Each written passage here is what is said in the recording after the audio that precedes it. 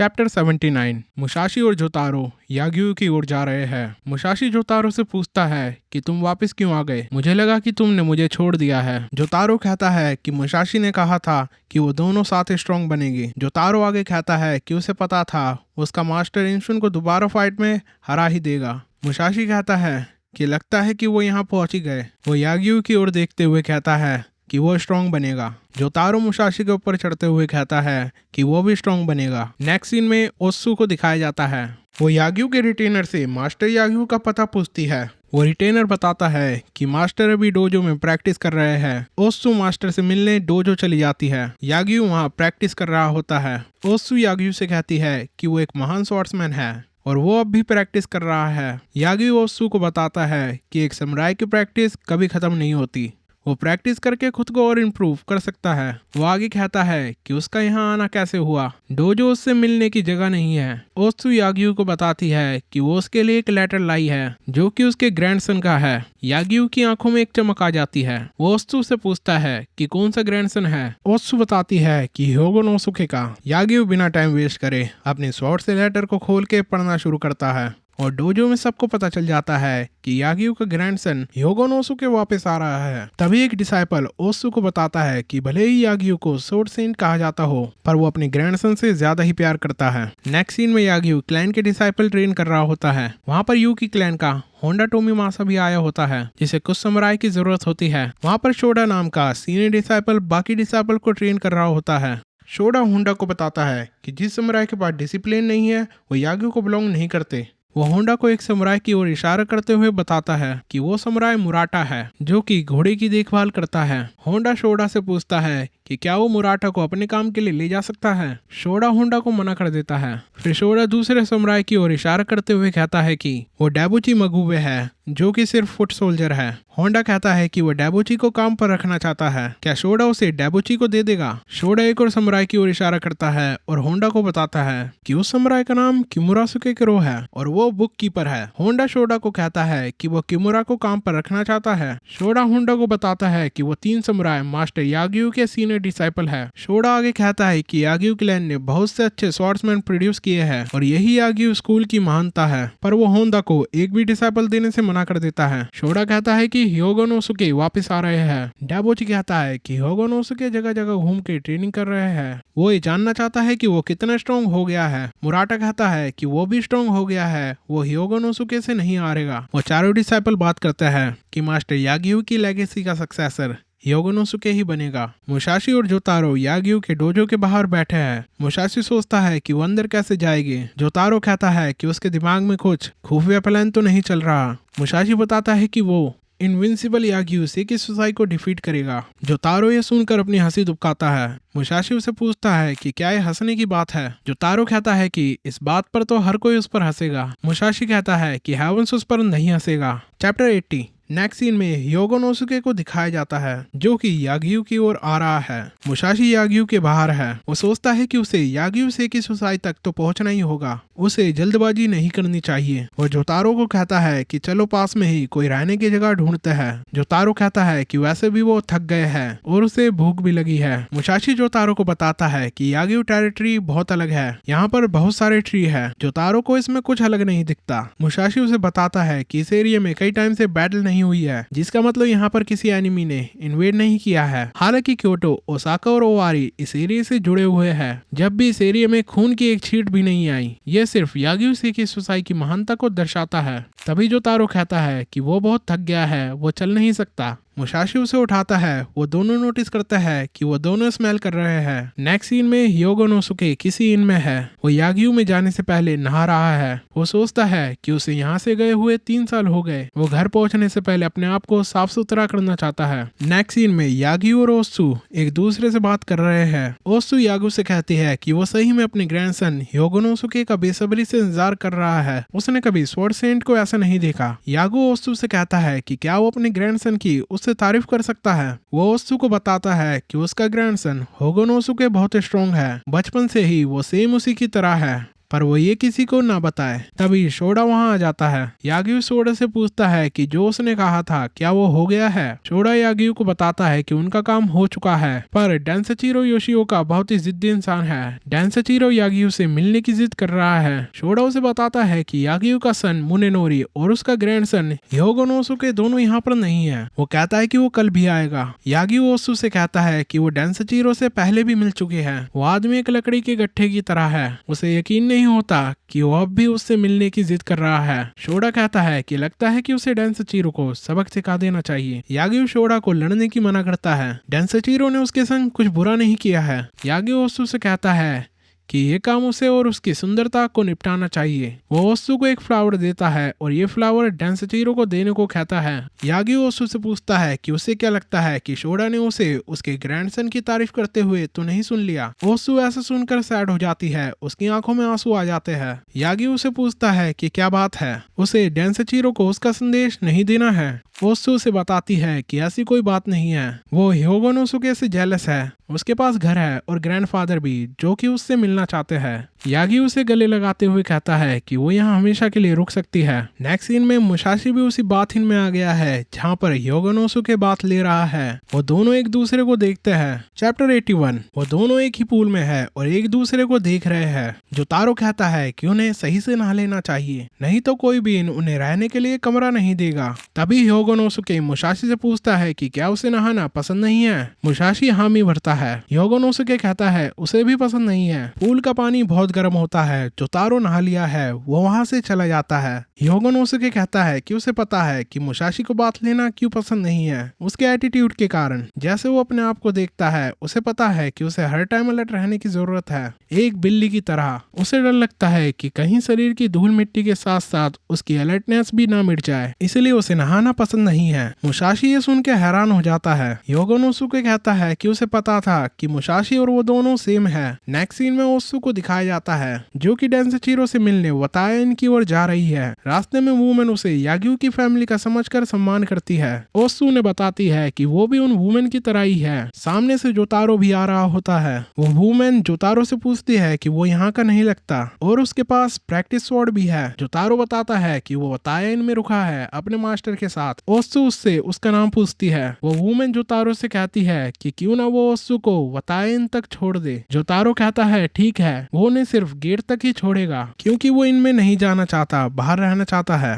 जोतारो ओसु को वतायन तक छोड़कर चला जाता है। ओसु को जोतारो को देखकर ताकेजो की याद आती है। नेक्स्ट सीन में ओसु डेंसोचिरो से मिलती है। वो उसे याग्यू का लेटर और फ्लावर देती है। ओसु बताती है कि याग्यू डेंसोचिरो को चाय पर बुलाना चाहता था, पर उसके डोजो में बहुत से अनसिविलाइज्ड डिसाइपल है और उन्हें नहीं लगता है क्योटो सिटी के डेंसोचिरो कि वो सही से खातिरदारी भी कर पाएगी। डेंसोचिरो से कहता है कि वो यहाँ चाय पीने नहीं आया, वो एक स्वॉर्डमैन है। ओसु डेंसोचिरो को कहती है कि वो उसे समझ सकती है, पर याग्यू बहुत ओल्ड हो गए हैं, वो खाना भी ठीक से नहीं खा पाते। डेंसोचिरो सोचता है कि अगर शोडा ये बात यहाँ कहने आया होता तो वो उसे अपने ब्लेड पर याग्यू से मिलने को मजबूर कर देता, पर ब्यूटीफुल वुमेन उसकी एक बहुत बड़ी कमजोरी है। डेंसोचिरो कहता है कि वो समझ सकता है, वो यहाँ से जा रहा है, पर वो अगली बार यहाँ आएगा तो याग्यू से पक्का मिलेगा। वो फ्लावर को ओसु को वापस करता है। ओसु से बताती है कि ये फ्लावर याग्यू की तरफ से एक गिफ्ट है। डेंसोचिरो बताता है कि वो योशिओका कैंपो का सेकंड सन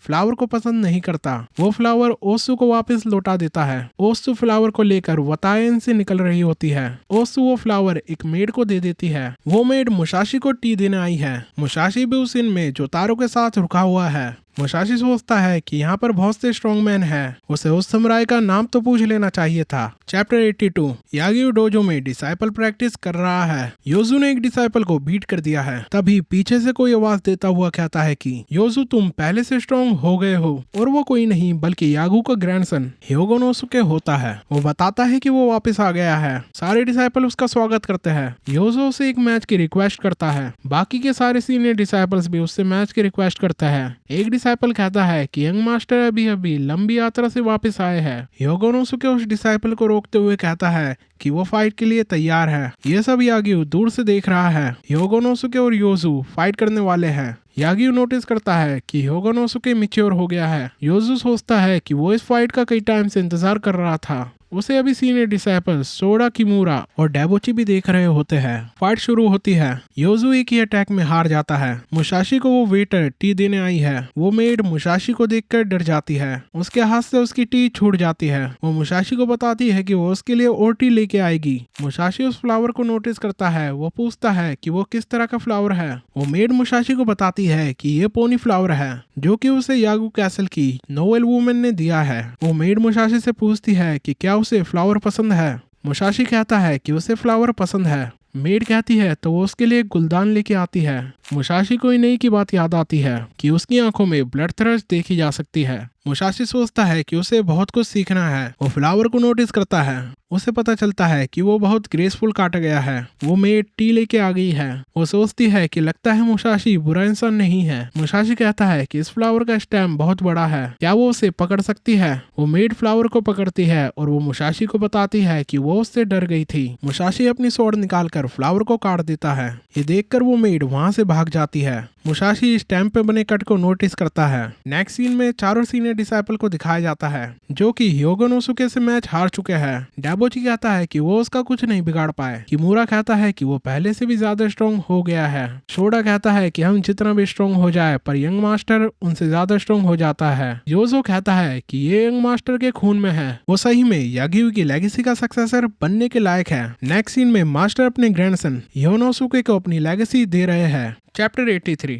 इस दिन याग्यू सेकी सोसाई ने शिनकागे स्टाइल के सारे सीक्रेट अपने ग्रैंडसन योनोसुके को दे दिए। याग्यू बताता है कि ये शिनकागे स्टाइल उसे उसके मास्टर कामिजुमी से 40 साल पहले मिला था। उसने पूरी मेहनत की और आखिरकार वो उसे मास्टर करने में सफल रहा और आज वो उसे पास कर रहा है। योनोसुके ये लेगेसी एक्सेप्ट करता है। वो याग्यू से पूछता है कि क्या कामिजुमी के चेहरे पे एक अलग ही शांति थी। याग्यू कहता है उसे कैसे पता। योगोनोसुके बताता है कि वो कामिजुमी को उनके पीछे खड़ा देख सकता है।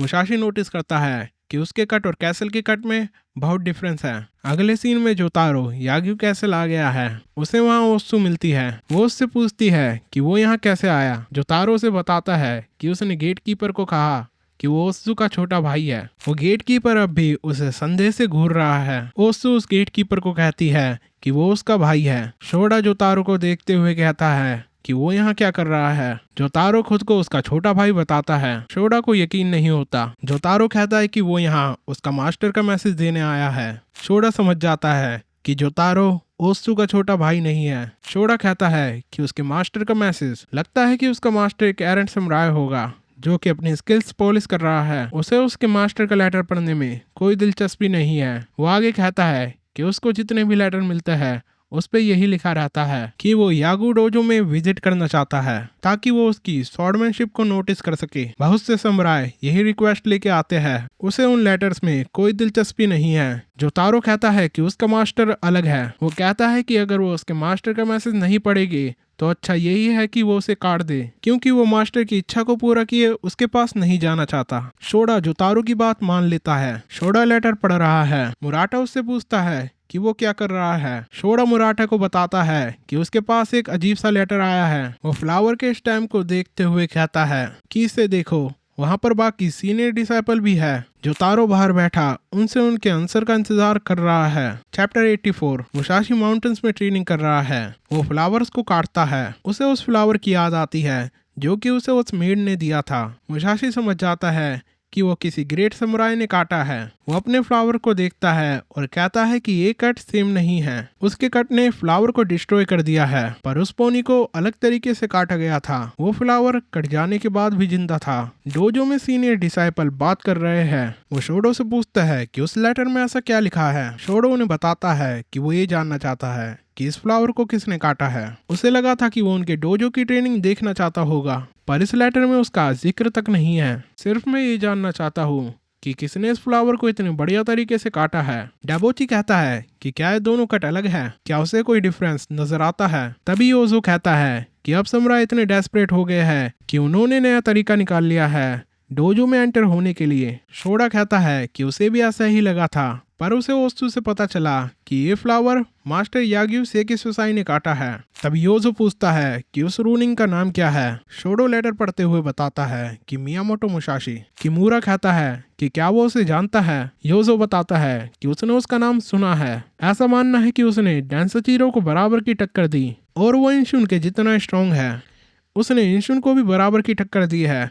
वो उससे मिलना चाहेगा। जोतारो अब भी सीनियर डिसाइपल का इंतजार कर रहा है। वो अपने सामने एक डॉग को देखता है। वो उसके साथ रेसलिंग करना शुरू करता है। वो डॉग जोतारो पर अटैक कर देता है। नेक्स्ट सीन में डेंसोचीरो याग्यू टेरिटरी से जा रहा है। वो सोचता है कि यहाँ आना उसके लिए बेकार रहा। वो सोचता है कि अभी मुसाशी क्या कर रहा होगा। वो अपने सामने से मुसाशी को आते हुए देखता है। मुसाशी के हाथ में फ्लावर है। वो डेंसोचीरो को वहां देखकर चौंक जाता है। वो सोचता है कि वो डेंसोचीरो के बारे में तो भूल ही गया था। डेंसोचीरो के साथ एक समुराई मुसाशी से फाइट के लिए तैयार है। डेंसोचीरो उन्हें लड़ने को मना करता है। डेंसोचीरो मुसाशी से कहता है कि क्या वो फ्लावर बेच रहा है, तो वो भी याग्यू आ ही गया। डेंसोचीरो बताता है कि वो यहाँ अपना टाइम बर्बाद कर रहा है। वो याग्यू से कभी नहीं मिल पाएगा। वो आगे कहता है कि वो उसका प्रॉमिस नहीं भूला है ना। मुसाशी कहता है कि उसे उसका प्रॉमिस याद है। डेंसोचीरो कहता है कि अगली बसंत में वो उससे क्योटो में मिलेगा। वो ये कहता हुआ जाने लगता है। तभी मुसाशी डेंसोचीरो को एक फ्लावर गिफ्ट देता है। डेंसोचीरो उसे मना कर देता है। मुसाशी उसके ऊपर फ्लावर फेंक कर मारता है, जिसे डेंसोचीरो काट देता है। डेंसोचीरो कहता है कि वो फ्लावर्स को लाइक नहीं करता। मुसाशी वो कटा हुआ फ्लावर उठाता है। वो डेंसोचीरो को बताता है कि उसके कट से ये फ्लावर मर चुका है, इसमें कोई जान नहीं बची। मुसाशी उस फ्लावर को फेंक कर चला जाता है। जोतारो भी वापस वतायाइन आ गया है, जिसके मुंह पर बहुत स्क्रैच है। चैप्टर 85। याग्यू कैसल में ओत्सु कैट के संग खेल रही है। ह्योगोनोसुके मास्टर याग्यू के बाल काट रहा है। याग्यू ह्योगोनोसुके से पूछता है कि अब वो क्या करेगा। उसने सुना है कि कई लॉर्ड्स उसे अपने यहाँ काम देना चाहते हैं। क्या तुम वहाँ काम करना चाहते हो? ह्योगोनोसुके कहता है कि किसी के यहाँ काम नहीं करूंगा और अपनी जर्नी कंटिन्यू करूंगा। याग्यू बताता है तो यही सही, पर आजकल ऐसे बहुत से समुराय हैं जिन्हें कुछ नहीं आता। तभी ह्योगोनोसुके याग्यू को बताता है कि वो एक इंटरेस्टिंग समुराय से मिला। वो मुसाशी को याद करता है। वो बताता है कि समुराय हमेशा अलर्ट रहता है। वो सिर्फ 20 साल के आसपास होगा, पर वो उसका नाम नहीं जान पाया। ह्योगोनोसुके याग्यू से पूछता है कि क्या ऐसा समुराय यहाँ आया था। याग्यू उसे बताता है कि उसे नहीं पता। वैसे भी उसने समुराय को यहाँ आने से मना करा है। ह्योगोनोसुके कहता है कि ऐसे समुराय का वो भी यहाँ मिलना, इसका मतलब है कि इस वर्ल्ड में और भी इंटरेस्टिंग पर्सन है। वो याग्यू से कहता है कि वो अपनी यात्रा जारी रखेगा। याग्यू ह्योगोनोसुके से पूछता है कि क्या उसे शादी नहीं करनी। वो मना करता है कि वो शादी नहीं करना चाहता। वो ओत्सु को देखता है। ओत्सु बताती है कि ये कैट प्रेग्नेंट है और वो तभी मास्टर के ग्रैंडसन ह्योगोनोसुके को नोटिस करती है। वो दोनों एक दूसरे को देखते हैं और तभी वो नोटिस करती है कि मास्टर याग्यू गंजे हो चुके हैं। याग्यू ह्योगोनोसुके को बताता है कि ये ओत्सु है जो कि उसका ख्याल रख रही है। ओत्सु कहती है कि असल में याग्यू उसका ख्याल रख रहे हैं। याग्यू अपने रूम में जाने लगता है। ओत्सु कहती है कि तुम हो ह्योगोनोसुके, मास्टर की प्राइड और जॉय। ओत्सु मन में सोचती है कि वो उसे ताकेजो की याद दिला रहा है, पर ह्योगोनोसुके मास्टर याग्यू से मैच हो रहा है। तभी मास्टर याग्यू जमीन पर गिर जाता है। नेक्स्ट सीन में मुसाशी याग्यू के डिसाइपल का लेटर पढ़ रहा है। उनमें लिखा है कि वो मुसाशी से मिलना चाहते हैं। वो उससे कई बातें करना चाहते हैं। मुसाशी कहता है कि उसे बातों से कुछ नहीं लेना, पर कम से कम वो याग्यू कैसल में तो घुस ही जाएगा। वो डेंसोचीरो को याद करता है कि वो अगली बसंत में उससे क्योटो में मिलेगा। वो मेड से एक ब्लैंकेट मांगता है। वो डेंसोचीरो की बात याद करता है कि उसे याग्यू से कुछ नहीं मिलेगा। वो अपना टाइम वेस्ट कर रहा है। वो मेड से एक और ब्लैंकेट मांगता है। वो सोचता है कि वो याग्यू कैसल में तो घुस ही गया, बस उसे याग्यू सेकिसुसाई तक पहुंचना है। वो कल का इंतजार कर रहा है। नेक्स्ट सीन में याग्यू को दिखाया जाता है। डॉक्टर बताते हैं कि उन्हें रेस्ट करने की जरूरत है। ओत्सु और ह्योगोनोसुके बाहर बैठकर बात कर रहे हैं। ह्योगोनोसुके बताता है कि बचपन से ही उसे लोगों ने मास्टर याग्यू से कंपेयर किया है। वो बताता है कि वो एकदम मास्टर की तरह दिखता है। लोग कहते हैं कि उसके शॉट पकड़ने का तरीका भी मास्टर के जैसा ही है। ये सुनना उसे बहुत अच्छा लगता है। वो कभी ट्रेन होना नहीं रोक सकता। ओत्सु बताती है कि मास्टर उस पर बहुत प्राउड है। उन्हें जब भी मौका मिलता है तो वो उसकी बातें करते हैं। वो बताती है कि आज सुबह ही उन्होंने उसे बताया है कि ओत्सु सुबह का सीन याद करती है। ओत्सु और याग्यू प्रार्थना कर रहे हैं। याग्यू कहता है कि पत्थर की बनी नाव समुद्र के तट पर आने से मना करती है। याग्यू ओत्सु को बताता है कि बहुत पहले अशिकागा शोगन ने उसे एक अट्रैक्टिव ऑफर दिया था, पर अगर मैंने उसके पास काम किया होता तो मैं ओदा नोबुनागा के हाथों मारा जाता। पर अगर मैंने ओदा नोबुनागा का ऑफर एक्सेप्ट कर लिया होता तो किसे पता कि मेरा क्या होता। जब तोयोतोमी हिडेयोशी पावर में आते तो, और जब उसने हिडेयोशी का प्रपोजल एक्सेप्ट कर लिया होता तो तब याग्यू फैमिली तोकुगावा इएयासु के हाथों शेकिगाहरा की बैटल में मारी जाती। समुद्र में बहुत सारे तूफान आते आते रहते हैं, और जैसा कि उसका नाम सेकी सुसाई का मतलब है कि पत्थर की नाव, वो हमेशा समुद्र की सतह पर ही रहा, वो कभी ऊपर ही नहीं आया, और इसी कारण याग्यू टेरिटरी को किसी ने छुआ भी नहीं। इस एरिया में कोई बैटल नहीं हुई। इस खतरनाक टाइम में भी वो एक मार्शल आर्ट का सिंबल बनने में सफल रहा, और अभी लेगेसी उसके प्यारे और काबिल ग्रैंडसन ह्योगोनोसुके के हाथ में जाने वाली है। ह्योगोनोसुके ये सुनकर रोने लगता है, वो अपने आप को ऑनर्ड मानता है। चैप्टर 86 मुसाशी और जोतारो वतायन से निकल रहे हैं। इनका मालिक मुसाशी को बताता है कि वो अपना टाइम वेस्ट कर रहा है। याग्यू सेकी सुसाई से वो कभी नहीं मिल पाएगा, यहाँ तक कि योशिओका डेंसेचिरो को भी उन्होंने मना कर दिया। वो कल ही यहाँ से निकला है। मुसाशी वहाँ से याग्यू की ओर निकल जाता है। मुसाशी याग्यू कैसल पहुंच चुका है। वो अपना लेटर उस गार्ड को दिखाता है, वो उसे अंदर जाने देते हैं। मुसाशी सोचता है कि वो अपना नाम कमाएगा, वो इनविंसिबल याग्यू सेकी सुसाई को डिफीट कर देगा। वो डेंसेचिरो की बात याद करता है कि वो अपना टाइम वेस्ट कर रहा है, उसे कभी भी याग्यू से नहीं मिलने दिया जाएगा। मुसाशी सोचता है कि डेंसेचिरो बहुत पोलाइट था, अगर इस गार्ड ने उसे रोका भी होता तो वो फाइट करने के लिए तैयार था। अगर जरूरत पड़ती तो वो पूरे कैसल से फाइट करने को तैयार था। मुसाशी एक कमरे में बैठा हुआ है और उसके सामने याग्यू के 4 सीनियर डिसाइपल भी बैठे हुए हैं। शोडो कहता है कि वो किसी रोइन को लेसन प्रोवाइड नहीं करते, ये उनकी पॉलिसी है, इसलिए वो उसका डोजो में स्वागत नहीं कर सकते, पर उन्होंने यहाँ उसे इन्वाइट किया है ताकि वो स्वॉर्ड के बारे में बात कर सके। योजो नोटिस करता है कि मुसाशी तो काफी यंग है, पर उसकी फिजिक कमाल की है और उसकी नजरें भी। डेबोची उसे ड्रिंक ऑफर करता है। शोडो उसे बताता है कि वो जिस स्टैम्प के बारे में पूछ रहा था उसे मास्टर याग्यू सेकी सुसाई ने काटा है। मुसाशी ये सुनकर खुश हो जाता है। डेबोची उसे और ड्रिंक देता है। मुसाशी कहता है कि उसे जान के अच्छा लगा कि उसे मास्टर सेकी सुसाई ने काटा है। डेबोची पूछता है पर ऐसा क्यों? मुसाशी कहता है कि अगर उस स्टैम्प को मास्टर सेकी सुसाई ने नहीं काटा होता तो इसका सिर्फ एक ही मतलब था कि वो याग्यू स्कूल से टक्कर नहीं ले सकता। डेबोची कहता है कि तुम अपने आप को स्ट्रॉन्ग समझते हो, लो ड्रिंक पियो। शोडो मुसाशी से पूछता है कि वो दोनों कट में अंतर कैसे पता लगा सकता है, हमें तो वो दोनों एक जैसे ही दिखते हैं, उन्होंने भी अपनी पूरी जिंदगी स्वॉर्ड के दम पर ही जी है, पर उन्हें इसमें कोई अंतर नहीं दिखता, क्या वो उन्हें समझा सकता है? मुसाशी कहता है कि ये समझाना मुश्किल है। वो कहता है उसे वो कट अलग महसूस हुआ। शोडो कहता है कि तुम्हारा क्या मतलब, तुम्हें ये अलग लगा? शोडो बताता है कि ये होल स्पेशली कामिजुमी के लिए बनवाया गया था, ये जगह एकदम सही है इसी बातों के लिए। मुसाशी कहता है कि वो उन्हें माफ करे, उसका कोई मास्टर नहीं रहा है, वो सिर्फ माउंटेन्स और रिवर्स से सीखा है। कुछ लोगों ने उसे डीमन चाइल्ड और बीस्ट कहा, वो उन्हें शब्दों में नहीं समझा सकता। अगर वो सही में समझना चाहते हैं तो वो उसे फाइट में चैलेंज कर सकते हैं, इसके अलावा उसके पास और कोई रास्ता नहीं है। डेबोची सोचता है कि इसमें तो काफी हिम्मत है। शोडो इस बात पर हंसता है। मुसाशी सोचता है कि आज रात ही उसके पास ही चांस है और वो ऐसा चांस कभी नहीं पाएगा। वो ये सोचता है कि वो ये कैसे कर सकता है। वो शोडो और किमूरा की तरफ देखता हुआ सोचता है कि वो जल्दी से नहीं भड़केगी। वो मुराटा योजू की ओर देखता है। मुसाशी समझ जाता है कि मुराटा योजू जल्दी से भड़क जाएगी। वो मुराटा को जानबूझकर गलत नाम से पुकारता है। मुसाशी सोचता है कि वो मुराटा को गुस्सा दिलाएगा और याग्यू सेकी सुसाई तक पहुंचेगा। वो सोचता है कि यागू को मार देने के बाद वो यागू से भी ज्यादा पॉपुलर हो जाएगा। जोतारो याग्यू कैसल में है और उसे फिर से वही डॉग मिल जाता है। जोतारो कहता है कि उस डॉग ने एक समुराई के फेस पर वार किया है, वो उसका उससे बदला लेकर रहेगा। जोतारो डॉग से फाइट करने को तैयार हो जाता है। चैप्टर 87 याग्यू कैसल के शिंकागेओडो होल में सिर्फ कुछ ही लोगों को पता है कि 4 सीनियर डिसाइपल्स ने मियामोटो मुसाशी को स्वॉर्डमैनशिप डिस्कस करने इनवाइट किया है। पहले वो वर्ड फाइटिंग की बात करते हैं और फिर वो ज़ैन के ऊपर आते हैं और फिर वो फाइटर्स की अफवाह के ऊपर बात करते हैं। और एक टॉपिक ऐसा होता है जिसने कि सबको जोड़ दिया है और वो है शेकिगाहरा की बैटल। वो सब उस बैटल में लड़े थे। मुसाशी को होश आता है और वो सोचता है कि वो यहाँ चैट करने नहीं आया है, वो यहाँ फाइट करने आया है। वो याग्यू सेकी सुसाई से मिलकर रहेगा, भले ही उसे कैसल के सारे समुराय से लड़ना पड़े। डेबोची मुसाशी से पूछता है कि वो एकदम शांत क्यों हो गया।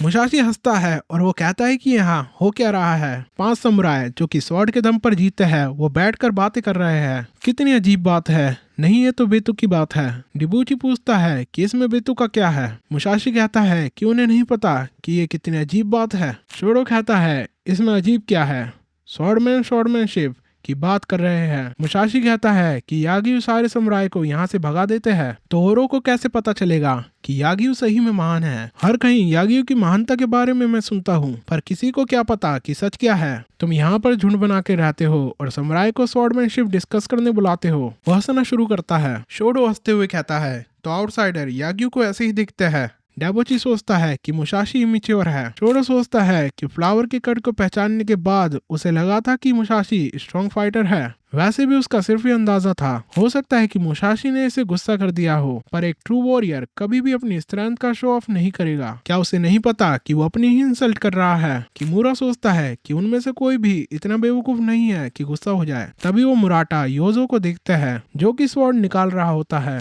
मुसाशी ये देखकर खुश होता है। वो फिर से उसका नाम गलत लेता है।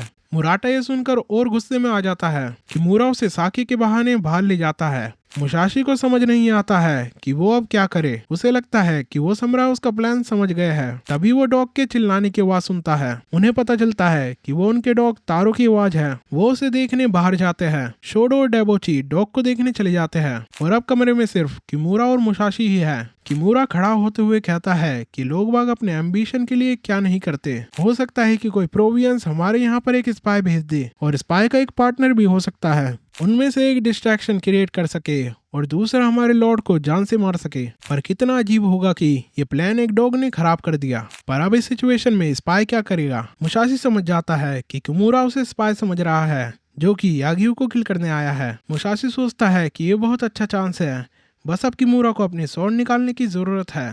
तभी आवाज आती है डॉग मर चुका है। मुसाशी को जोतारो का ख्याल आता है। वो बाहर जाकर देखता है जोतारो ने डॉग को जान से मार दिया है और वहाँ पर और समुराई भी आ गए हैं। वो समुराई जोतारो को मार रहे हैं। जोतारो बताता है कि पहले उस डॉग ने अटैक किया था और वो अपना रिवेंज लेने आया था। उसने उस डॉग को चैलेंज किया और वो फाइट में जीत गया। समुराई जोतारो को और मारते हैं। उनमें से एक समुराई कहता है वो जोतारो को जान से मार देगी। जोतारो कहता है कि अगर वो उसे मारना चाहते हैं तो मार दे, पर वो उन्हें पहले मार देगा। समुराई जोतारो को डीमन चाइल्ड कहते हैं। मुसाशी ये सब खड़ा हुआ देख रहा है।